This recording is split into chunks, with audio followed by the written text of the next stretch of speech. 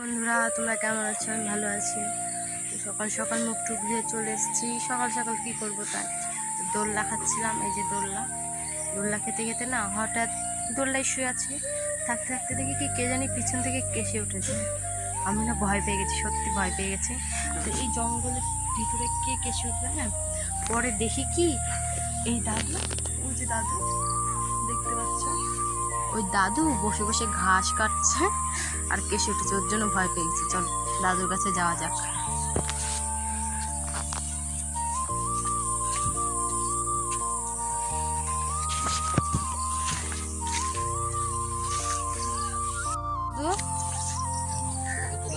হ্যাঁ হ্যাঁ, কত সুন্দর গ্যামা। তুমি এখানে কাশছো, আমি ওখানে বসে বসে দোল্লা খাচ্ছি আর ভয় পেয়ে গেছি জানো। ভাবছি কে কাশছে এমন ভয় পেয়ে গেছে জানো। কটুক ঘাস কাটলা দেখি।